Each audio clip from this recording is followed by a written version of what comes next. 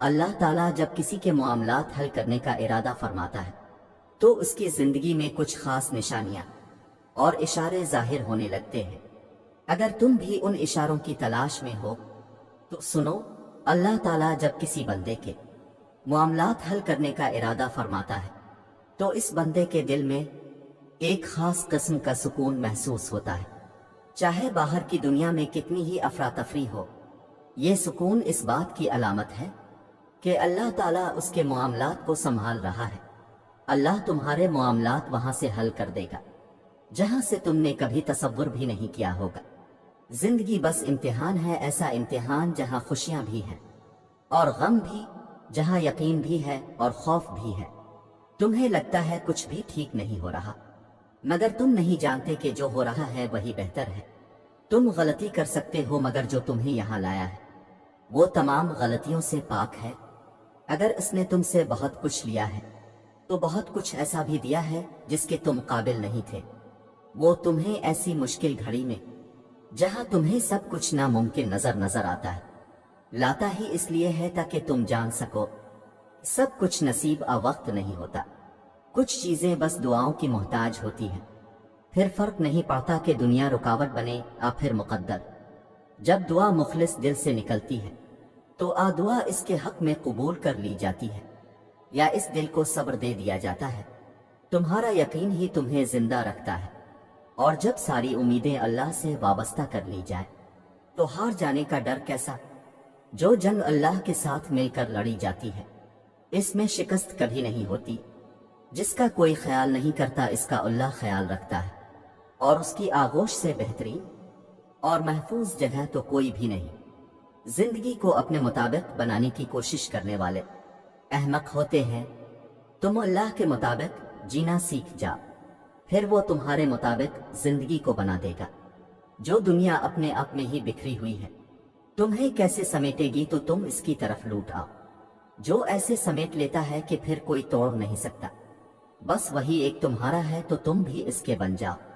جب تمہارا بن جائے گا، زندگی ابھی بھی باقی ہے، راہیں بھی نکلیں گی اور بہت سے نئے دروازے بھی کھلیں گے، منزلیں بھی ملیں گی اور معجزے بھی ہوں گے، داستانیں بھی مکمل ہوں گی اور دعائیں بھی قبول کر لی جائیں گی، اور تمہیں وہ سب ملے گا جس کے ملنے کا تم سوچ بھی نہیں سکتے۔ تمہارا اتنا طویل سفر طے کر کے یہاں تک آنا اور صبر کرنا کچھ بھی بے مقصد نہیں ہے۔ تمہیں اس کا صلہ ضرور ملے گا، اور یوں ملے گا کہ تم راضی ہو جاؤ گے۔ جب اللہ چاہے گا سب بدل جائے گا۔ جو اب تک نہیں ہو سکا ایسا نہیں ہے کہ اب وہ کبھی نہیں ہو پائے گا، جو اب تک مل نہیں سکا ایسا نہیں ہے کہ اب وہ کبھی مل نہیں سکے گا۔ جس منزل کا انتخاب عرش والے نے کر رکھا ہے اس تک پہنچنے سے تمہیں دنیا کا کوئی راستہ روک نہیں سکتا۔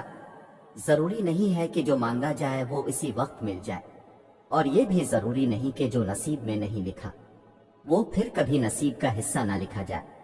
بس یہ ساری وقت کی ترتیب ہے، سب کچھ اللہ کی منصوبہ سازی ہے۔ تمہارے سوچے ہوئے وقت کے مطابق نہ صحیح، مگر جو بھی ہوگا تمہاری رضا کے مطابق ہی ہوگا۔ اگر سب کچھ فوراً ملنے لگے اور ہو بہو ویسا ہی ملنے لگے جیسا تم چاہتے ہو، تو تمہیں کیسے پتہ چلے گا کہ جو چیز اللہ سے مانگ کر اور اللہ کو منا کر ملے اس چیز کا مزہ بن مانگے مل جانے جیسا نہیں ہوتا؟ اور اگر نیند آنکھوں میں اترنے لگے تو تم کیسے رات کے اندھیروں میں وہ سرگوشیاں سن سکو گے جو اللہ اور تمہارے درمیان ہوتی ہیں؟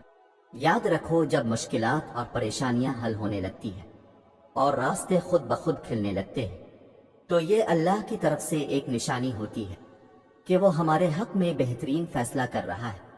تمہاری دعائیں سن لی گئی ہیں، مگر یہ وقت آزمائش ہے کہ انتظار کتنا کرتے ہو۔ تمہارا سکون بس یہ بات خود کو سمجھا لینے میں ہے کہ جو بھی ہوا اللہ کی رضا سے ہوا، اور جو بھی ہوگا اللہ کی رضا سے ہی ہوگا۔ تو اگر دل کو حقیقت پر منانا مشکل ہو گیا ہے تو اس کو من لو جو حقیقت کو بدل سکتا ہے، اور اس کو منانے کی ایک ہی تدبیر ہے: دعا، صبر، یقین اور انتظار۔